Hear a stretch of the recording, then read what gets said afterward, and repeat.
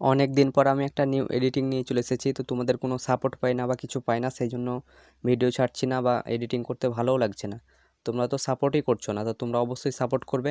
আর এখনও পর্যন্ত যারা আমার টেকনিক্যাল সিটু চ্যানেলটাকে সাবস্ক্রাইব করেনি, প্লিজ সাবস্ক্রাইব করে নেবে।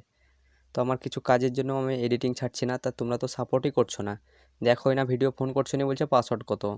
তাহলে ভাই মেহনত করে যদি অত ভিডিও বানাই, তোমরা যদি না দেখো, আমাকে ফোন করে জিজ্ঞাসা করো পাসওয়ার্ড কত, বলতে পারবো না ভাই। আমি এবার যদি যে ফোন করবে ডাইরেক্ট বলে দেবো, পারলাম না।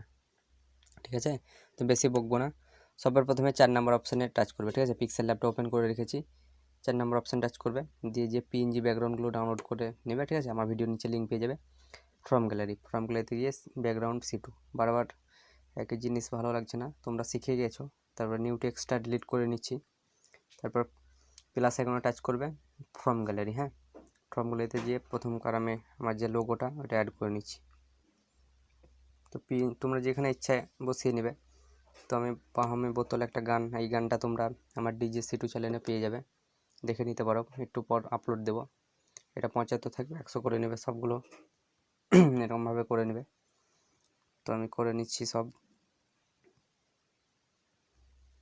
দেখতে পাচ্ছ এলাকা কাঁপানো, এটা নতুন স্টাইলের লিখেছি আমি। অনেক রকম স্টাইল আছে, কিন্তু তোমাদের সাপোর্ট করছো না, সেই জন্য আমি এডিটিংগুলো দিতে ভালো লাগছে না। তারপরে সাবধানে বাজাবে। তো দেখতে পাচ্ছ কত সুন্দর একটা এডিটিং হয়ে গেছে। তো কিভাবে এটা সেভ করবে, এখানে টাচ করবে, save as image, save two gallery.